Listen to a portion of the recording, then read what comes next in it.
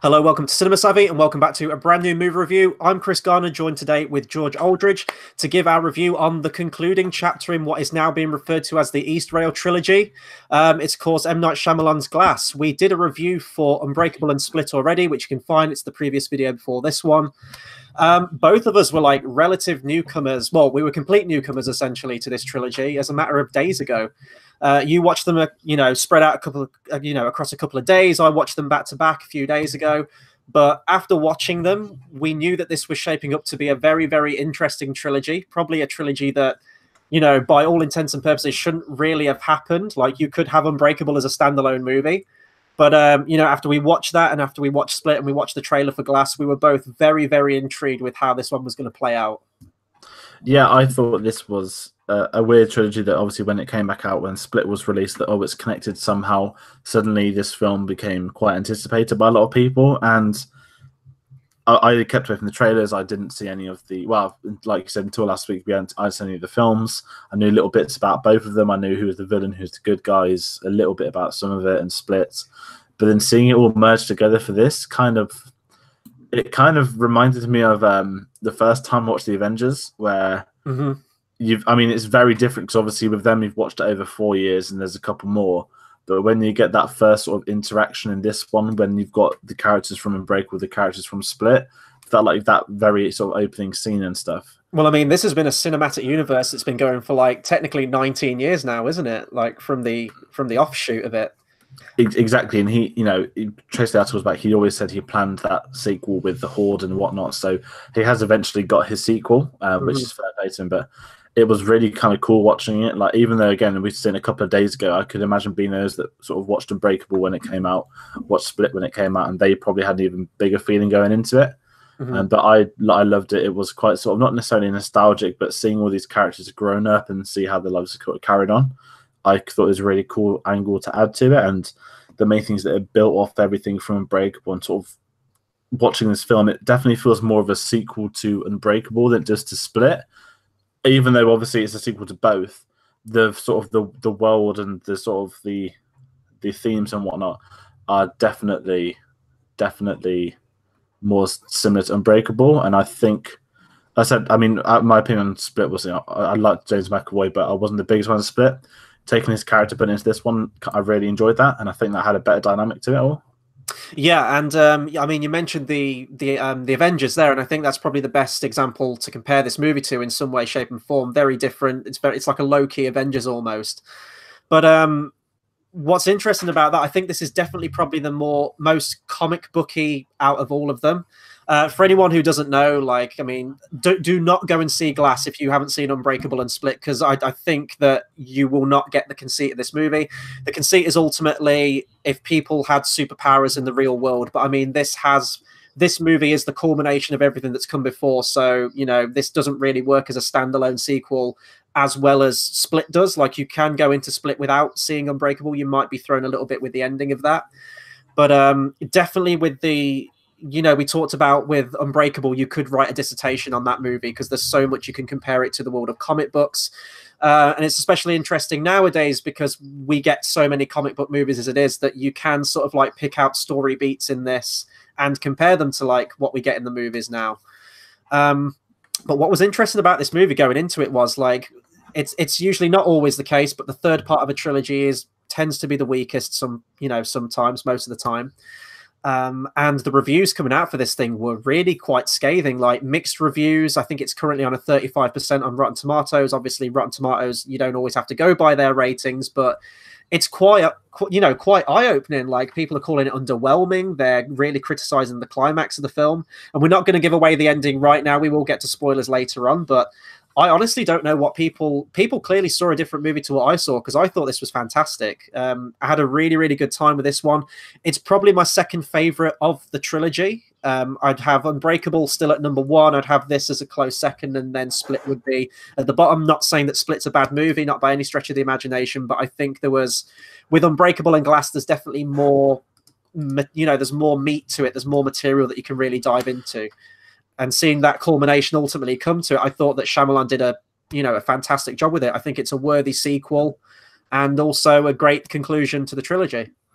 Yeah, I thought that exactly same order of films which I prefer and whatnot, but this is a film that definitely, when you look at how the first one's very much the origin film, this is very much that sort of, not that sequel, but the way Sam Jackson sort of narrates that this is the moment in the comic where this guy does this, that guy does that, and it's taking that second step. It's you not necessarily like the Dark Knight of it, but you've got the it's more, again, we spoke about X-Men yesterday. It's still the Charles and the Magneto effect, that you've got the two of them together, and you've got, this is what they're playing games with each other. They know the narrative with themselves, almost like what Charles and David always talk about as well. Do you think they did that too much in this movie, where they kept going, "Oh, this is just like a comic book. This is just like when the villain does this." They seem to do that more in this one than they did in the previous ones. I feel like they did until we get to that final scene, and then the sort of the out loud narrative clicks, which again we can talk about later on.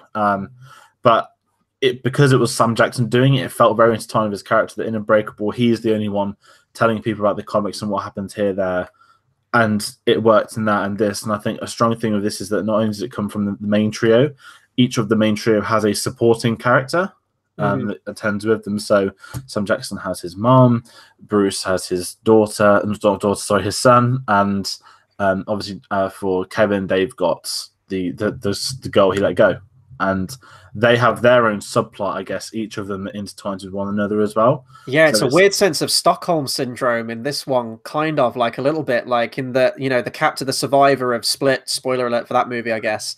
She does sort of like come around to him in this one, like she is genuinely trying to help him, and there seems to be a little bit more pathos with James McAvoy's character in this one. And I think that's why, so I don't know what I was putting, because of his 24 personas, some of his, I think when you go back to Kevin Crumb, the actual, that call, when he, at the end of Split, he says, "The shotgun's here, get the bullets, shoot me before they do."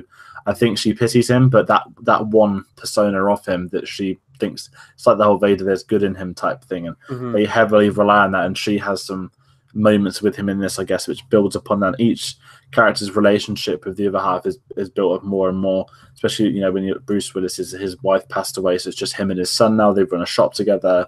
It's quite close knit, and even with Sam Jackson and his mom, she still tries to see him once in a while and stuff like that. It all builds up for that climax, for the ending of what happens, and it was just quite fascinating waiting for the plot to go on. And it does want to rub it in your face. This is what happens in a comic book. This is what happens in a comic book. But there are, as every Shyamalan film does, there's multiple twists. And I'd say this one, there's probably 3 twists in a row at the end. Yeah. But it didn't feel like there was too much, though. No, like, usually, sometimes films can like overstay their welcome in terms of the twists, where they throw you for too many loops. But although there was a lot, and they do, as you said, like they do kind of hit you like it's it's a 1, 2, 3 punch kind of thing. It didn't feel like it got overly complicated. It all felt necessary to the story. Yeah, and I think that's what, there was no major twist, nothing on the scale of Glass, nothing on the scale of Split. It helped further the plot, and it helped further those character moments, which I think it played well into. And you can tell that Shyamalan does care about these characters, this trilogy. That is his trilogy, and he very much makes it so, to the point where you can tell that he's perfectly sort of, well, I wouldn't say perfectly, he's done it the way he wants it. You can tell no one else has got involved, no one sort of jumped in the way of what he's trying to do. They've just kind of let him get it out, and I think that's a kind of credit to his films where doesn't matter what he does, he seems to very much always be in control. Yeah, and I think the producers give him a lot of space and respect when he's doing the films. That I can't imagine telling him too many what to do, because each of his films are essentially his own ideas. It's like a not in a polite way, but comparing him to like a Nolan, where a producer's not going to get in the way. They're going to want to work with him. It's one of those types, and I think this trilogy epitomized that, and I kind of want to see a bit more of what he's done now. Yeah, I mean, I think this is definitely a return to form for him now. Like, we've been sort of saying this over the last couple of films with the likes of Split and The Visit. I think some people are kind of torn on The Visit. I really enjoyed it when I watched it, although I did have some problems with it. But, I mean, this is a darn sight better than most of his recent work, such as like The Last Airbender and like a bunch of the other ones he did around that time. So what I really enjoyed about this movie, and is we'll go into spoilers in a minute because we don't want to keep this review particularly too long, because we really do want you guys to go and see it, because although we are going to spoil the ending, it's definitely worth just going to see it if you haven't seen it already. I liked seeing the progression of the characters that we had before. Now, obviously, Split's still very fresh in our mind. That's a relatively recent film. I think it came out 2016, didn't it? So it's been 3 years. But this film set 3 weeks after the events of Split. But it's been ages since we've seen Bruce Willis's character. And there's this really cool thing where they do, and again, like if you're comparing it to comic books, you've almost got this Batman and Robin style relationship with him and his son, where his son's, at the computer or something. I guess it's more like Oracle. It's sort of like his eyes and his ears, and he's like bringing up maps and everything like that. I really liked that dynamic because we haven't had a sequel to Unbreakable for so long. Like we haven't really seen oh god, what's his name? Bruce Willis's character's name, David Dunn. We haven't really seen him in his prime. Like we see him when we first started out on Unbreakable, and even then he still felt very sluggish, and it felt realistic. Like it felt if like a guy really did wake up one day with superpowers.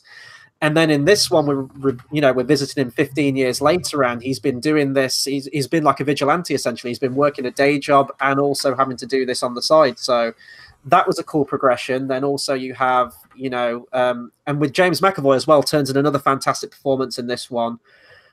We get more of the Beast in this one, so it's definitely more of that physical side, but you still get that whole multiple personality dynamic that you got in Split. I think because we've already seen him in Split now, and they've kind of got that psychological thriller horror aspect of it out the way, I do think they play him up for jokes a little bit more in this one. There seems to be more comedic aspects to his multiple personality rather than the horrifying side. But I think that's just going to happen when you do sort of like bring the genre back to the superhero drama as opposed to like the horror aspect of it. And I think with that, because in Split, it's the entire film is the build up to him unleashing the beast upon the people in the room. We already know that now. There's nothing more to show from him in terms of what he can do that we didn't already know.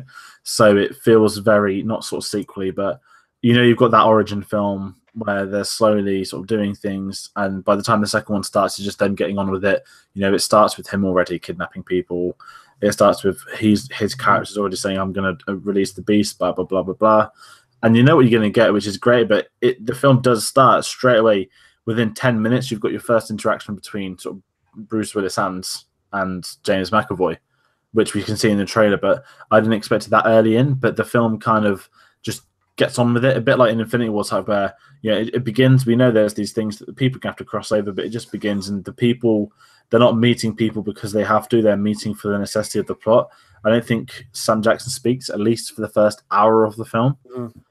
Which is something I noticed, which it's all a build up to, again, his character and whatnot. But I definitely felt he was funnier in this James McAvoy, but I think the surroundings and it's exactly the type of film this is. He is played for last more because of his situation where he fits in within the story. He's not the villain guy. He is very much a supporting character, or three leads, I guess we could say, but he's very much a supporting character, but he does have his own story arc within that. Yeah, there was definitely more laughs, and they did show a couple more of his characters. Yeah, that was nice. I thought they would, but it was nice to see more of them.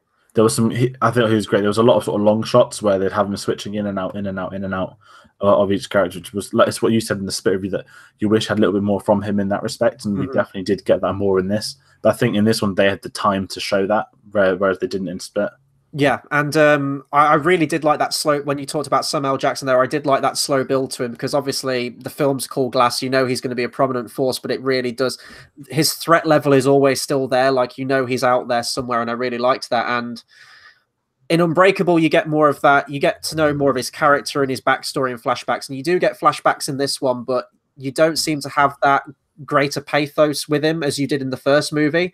We talked about when you get to the end of Unbreakable, you almost do feel sorry for his character. In this one, he is, flat out arch enemy, criminal mastermind through and through, pretty much. There are a few moments of like human aspects to his character, but for all intents and purposes, he is the antagonist of this movie, which I thought again was like a logical progression for the character. He's been locked up in this place for 15 years, like he is going to be formulating plans and everything like that, and oh boy does he. And we'll get to spoiler alert when we get into that. I really don't have much else to say, in all honesty, of this film. I will say I was very let down by the soundtrack. The soundtrack was done by Westill and Thornton, and they only reprised the original theme from Unbreakable once, which was great to hear, but I would have liked to hear more of those, musical motifs from some of the earlier ones. But other than that, like I just had a blast with it. Like the story isn't particularly involved or anything like that. It does go into some interesting areas and is also still a great critique of the whole superhero concept and what would it be like if superheroes existed today. It's got great performances in there, great twists. It's well directed, and you know it is a fitting conclusion to the trilogy. Can we say now that we finally have another solid trilogy? I mean, I would agree with that. Yeah, I think there's three different films. They're three good films, and compare them to a lot of other trilogies. There's no weak point. It's got that right trilogy, and the events that take place and the character development across the trilogy. I think it has to be up there. Whose trilogy it is? I'd say it's Sam Jackson's trilogy. Yeah, definitely. I mean, he kind of he bookends it as well. Essentially, it's sort of like his legacy. But before we give away anything else or say anything more, I guess that'll do it for our spoiler-free section. Please do go and see Glass. Very, very good film, and we're going to spoil the hell out of it now. And this is a movie where you really don't want it spoiled because it really does throw you for a loop at the end with those twists. So that is the final warning for everyone. Let's get into spoilers, and I think pretty much we're just going to go straight to the ending, aren't we? I don't think there's much else particularly to talk about throughout the rest of the film. I did not expect them to end it this way, but it is, it is a very conclusive ending in that all of them die. It was brutal. I definitely thought Sam Jackson was going to go. I thought that James McAvoy was at some point going to go. I thought Bruce Willis would survive it out. It was very dark in the way it was done, where this essentially just the SWAT team just come in and kill them all. It's really like you don't see it coming because it hasn't really been. I guess you can say it has been set up, but this particular twist, this particular moment, is just right out of the blue. Yeah, I mean, you're like the characters. You're trying to like figure out what the hell's going on, and obviously 5 minutes later you find out what the real deal is with it all. But I think James McAvoy's was probably the saddest death out of the three. I think, I mean, Sam Jackson, we knew he would die. The second that first twist happened with the train, you knew that he was going to get killed by the Beast. I think he's had the worst death because he actually turned into Kevin. Yeah. And that's how he died. He died as Kevin, not as anyone else, no other person. The irony is that if he was the Beast, that bullet wouldn't have killed him, which makes it even more intriguing. But it was quite brutal. The way it was just a silent sniper bullet as well. Yeah, it was gut shot as well, wasn't it? Like, there's no coming back from that. No, he knew it, and I think when he was dying, he was turning to all of his characters. It was quite sad. It was great acting from James McAvoy again. I'd say he's probably the best performance in this as well. Yeah, definitely. I saw on another review somewhere someone compared his performance. This was in the ending of Split, for example, where he goes between all the different characters, to the final moments of the T-1000 in T2, where he hits the lava and he's sort of like morphing into like everyone he's changed into. And there's kind of a bit of that. I got the. Have you ever seen Jim Carrey's The Mask? Yeah. You know that scene where he's going for the Oscar and he's like doing all like film quotes and he's like coughing into the camera. It kind of reminded me of that a little bit. How he's sort of like doing, each character is getting like a final one line, final goodbye. No, that was a really touching moment. And I think this was the Hedwig one. Because he's a 9-year-old. That's why. But it was sad, and you kind of empathize with him, especially when you realize that his dad's death, which impacted his entire family, was actually that his dad was in the same train as Bruce Willis. And I think he kind of pitied him at this point as well. And I think, and not as in he pitied Bruce Willis because he realized that he survived that train. Yeah. And I think there's something there. Whereas Sam Jackson, again, we knew he's the mastermind behind killing everyone on that train. And that was when the anticlimactic reading the comics, that's when it clicks into place, because he's like, you can't tell him this early. Well, no, that he is going to tell him this early, and that's how it works. And because they build this up twice by having two characters find out about how they found out about his dad, so there's going to be something big that's involved with how his dad dies, or whether his dad would be someone. At this point, I didn't have a clue. And just to say, have this great shot of the dad on the train, panning to Bruce Willis for the opening of Unbreakable. I thought that was a really cool way to do it, but it was again the mastermind of Mr. Glass that he was playing him, and he knew he would find out at some point. I think he knew he was going to die as well, and that's why eventually, I know I'm jumping ahead, but that's why he does the download and gets it all going out. I think he knew exactly what was going to happen, and they say he knew it was a suicide mission.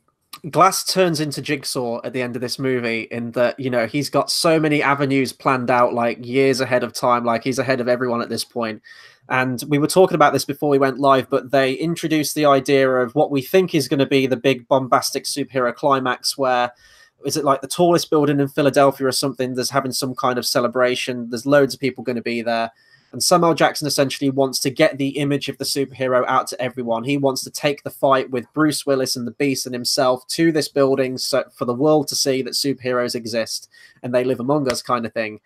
And you're expecting to see this big, like, huge Marvel scale, like, tussle on, like, the tallest buildings and everything. And as soon as they mentioned that, I thought, like, I guess they're going to go out like on a bang, like, you know, they are going to go out on like a big action showstopper. But I was really hoping they wouldn't. Like, deep down, I thought this isn't what this trilogy is. This isn't what this movie is. And I think I said in my Unbreakable one at the end that I hope they would maintain the same tone. And thankfully, like, it ultimately is just like a very sort of like brief fight outside of the, you know, the psychiatric hospital. Yeah, in the car park. Really, it's like you look at the budget for this film, it's like 20 mil, and you can see, like, obviously they didn't have to do anything like crazy with it or anything like that. But it works that it's just literally on the grounds of, as you said, the car park. It's really, really low key. But inherently, like, Glass does kind of get the last laugh. And it was reminding me of another ending to something. I was trying to place it before we went live. It's kind of similar to Watchmen in that, you know, they try and crush this, you know, shattering truth. Like, they don't want to get it out to the world. And then in the various last moments of the film, in Watchmen, it's Rorschach's diary. He posts it to the, you know, the newspapers, so they'll eventually print it and the truth will get out there anyway. With this one, it's that Glass has previously downloaded all of the security cam footage from the compound, and he's just, like, you know, streamed it digitally to everyone. And then the last moments of the film is everyone sort of like bringing it up on like Twitter, on their phones, on Facebook, on whatever social media they're using. And yeah, so like that's kind of the ending. It was very weird. Like we talked about, like the twist being that the psychiatrists are actually part of this secret society organization. I've got the film Elysium. It's been a while since I've seen that. It's been a long time. Matt Damon dies, spoilers, and as he dies, he presses the button.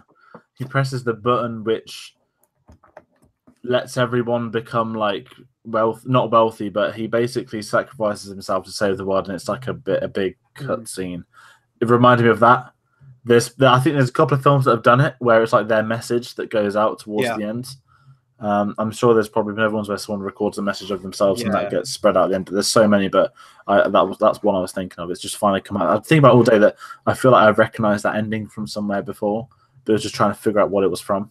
But it was nice to see Samuel Jackson get the last laugh at it, and like it does end conclusively. I guess there is a way that they could continue it if they wanted to. Like you could pursue the whole, now the news is out there with superheroes are more rising up kind of thing. You've got this secret society that's essentially been outed, you know, and maybe they could be like the villain or something like that. They could go in a direction with it. I really hope they don't, though, because this is a very well-contained trilogy. It says a lot about the superhero genre as a whole and comic books. And as we said last time, that you can tell that M. Night Shyamalan is a big comic book fan. This one's probably more on the nose with the whole commentary on the comic book stuff than perhaps Unbreakable was. I know that was a focal point of Unbreakable, but it seemed a little bit more subtle and woven into the context of the film. But it's such a fascinating trilogy. We're so used to these narratives that are just spread out over 3 films, and that's, you know, like Rise of the Planet of the Apes or really any trilogy you can think of. But in that you have Unbreakable, you have such a different film with Split, and then ultimately it culminates together in the last one. I don't think I've ever seen a trilogy like it, where you've had that standalone sequel in the middle. No, and I think that's what makes me. I mean, I'm trying to think of sort of trilogies and such, and I look at the Dark Knight and I think, you know, this is probably the most grounded. I mean, we'd say the Dark Knight is the most grounded superhero trilogy. This is the most grounded because I guess it is current and today, and it's postmodern, like what we said. But I think, except Dark Knight, I can't think of any of the sort of superhero films except for these. And it feels weird calling them superhero films because they're probably one of the first superhero films that aren't based off comics as well. Yeah, I mean, it's about comics, but it's not based off a comic. I can't think of another comic book trilogy that does that. But usually, like the structure of, because I'm talking about like that standalone one in the middle, like mostly like the construct of a trilogy is they'll make the first movie, which is kind of a standalone one. You could argue, for example, you know, like the original Star Wars film, for example, Back to the Future, something like that, or The Matrix. Got like Cornetto trilogy, I'd say. Yeah, maybe that's but more they're of a all comparison. Yeah, they're that's almost they're all director. standalones, though, aren't they? Yeah. But 2 and 3 are usually always filmed back to back or relatively close or linked directly into the next one. But I mean, I guess you could argue that with Split, you know, this taking place 3 weeks after, but this is tied into Unbreakable as well, so much of it. So it's a very unique trilogy, and I don't know if we'll get another trilogy like this one. But no, I mean, I think I've probably said everything I can for spoilers. I don't want to give anything else away. I mean, we've pretty much ruined the film anyway if people are still watching now, but I really don't know what's going on with the reviews for this film. I will say that if you've never seen Unbreakable or Split before and you just go like, oh, let me check this movie out, Glass, I don't think you're going to like it. I don't think you're going to really appreciate the comic book subtext, although that's very much prevalent in the film. It is sort of like the end. It is the finale to all the conceits that have been developed in the previous 2 movies. So if you are tempted to watch it, go and watch Unbreakable and Split like we did. And I think you're going to have a good time with this one. I think it's definitely the second best in the trilogy. I don't understand the reviews at all. The way I feel is the people probably went into this film and they're probably, it's about superheroes, but it's referring to itself as a comic book film too much. I bet loads of people didn't like the angles to it, or they liked Split, didn't like it being tied in superheroes, or they liked Unbreakable, they didn't like it having a sequel, or they had too high expectations. Something's off about, I mean, the 2 reviewers I trust the most gave it positive ones, which is great. The online stuff I've seen for it, the people I spoke to that watched it, no one's had any issues. I mean, it's not perfect by any means, but to see it getting destroyed the way it has been is so bizarre. I've not seen anything like it. I feel the audience is going to like it. As people are flocking to the cinema, it's going to get a 50 mil opening weekend. It's going to do fine financially. It's a great bookmark end to the trilogy, and I feel some people probably just went in for it because it's about superheroes and because it knows what it is as well. Yeah. But I thoroughly enjoyed it. I thought this was a good film. Obviously, I've only seen 3 films that have come out this year so far. This is the middle one of the 2. But it was good. It was good fun, and it's a trilogy in the future that I want to pick up as like a nice little box set, and you can revisit and watch them, and you'll probably pick up more things in each viewing in each film. Yeah, so no, I do want to see more. Yeah, I do want to see more, and I kind of want to look at a couple more Shyamalan films now, even though I know what I'm sort of bracing myself in for. Maybe for a future retrospective like we did with that Steven Spielberg one that time, maybe we'll hit M. Night Shyamalan. I will say it's very interesting to see his name back in trailers again now and advertisements. Remember that whole period where they took his name off everything? I think it was after The Last Airbender, like The Visit came out, it was just like, you know, new horror film. Like they didn't even put his name onto it. So now it will say, every trailer from now on will say, from the director of Unbreakable and no, it will say from the director of Split and Glass. Yeah, that's what they'll all say now. Yeah. But I'm intrigued to see what is next. He's obviously been very relieved to get this out. He's sort of tweeted, I think he sent a tweet out yesterday, so thanking everyone for his support over the years. He's so happy for people to see it and whatnot. And I enjoyed it. And he had another cameo. Even he reprised his role from the first Unbreakable film. Yeah. Which was another nice. As the same character. What was it? The same character? Like, was he like the drug dealer in Unbreakable? Was like, oh yeah, I was talking out some dodgy people. Shady people, didn't he? Yeah, no, I liked that. And then he was in Split as well as that guy at the computer. So I don't know if that's technically still meant to be the same character. But yeah, no, he's buying a security camera, right? Oh, that's a good point. Yeah, yeah. Maybe is this character going to be like the kind of Coulson? Is he going to like link into like every? Or the Nick Fury, I guess, is he going to link into all the future ones? We don't know. We don't know what his next project is, but it took him 3 years between Split and this one. But before that, he was cranking out movies pretty quickly. So we lie in wait and see what he's going to do next. But that'll do it for our review on Glass. Be sure to comment, subscribe, let us know what you thought of Glass. Did you enjoy it? Didn't you like it? Do you agree with the really scathing reviews this movie's been getting? And how would you rank it in terms of the trilogy alongside Unbreakable and Split? Anything regarding this movie or the trilogy, please do let us know. Our next movie, like I need to go and see The Favourite still, which is in cinemas. Mary Queen of Scots is out. It's a load of these Oscar movies now. It's Vice. It's Oscar season. Basically, anyone watching, if you've not seen us in Oscar season before, it's at this point of the year where we don't really have a plan. We'll just literally come out with a review. I mean, the Oscars are on Tuesday, not the Oscars. Sorry, the nominations are on Tuesday. Yeah. Now, if anyone doesn't know, we have our big Oscars prediction game, which is do we tend to do that on the day? I think we tend to, yeah, it's either the day or the day after, which is always really unfair because none of us at that, well, I guess it is kind of fair. None of us have seen all of the movies at that point. So we're just kind of like shooting in the dark.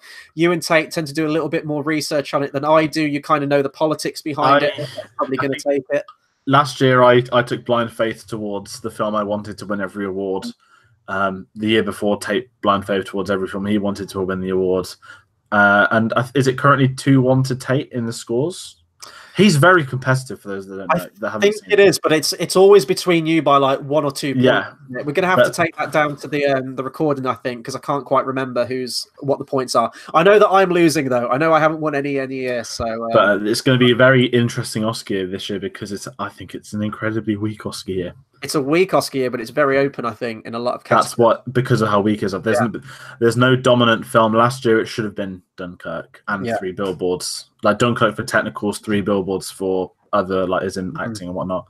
And it got screwed over massively by Shape of Water. The other year, La La Land sweepstaked and then got battered by Moonlight, wasn't it? Yeah. The great finale. I'm intrigued, but basically people over the next month, we don't really have a schedule because the other thing with our release dates in the UK, every Oscar film's already been out in America at this point, so it's all over the place. But we will be back with content. We'll be hitting live. We'll be getting Oscar stuff out to you, and we have our famous Oscars live stream. And we do make it very competitive as well. We'll be discussing rules for that and everything that we do alongside that when we get to the nominations and everything like that. So, but for right now, we've talked enough.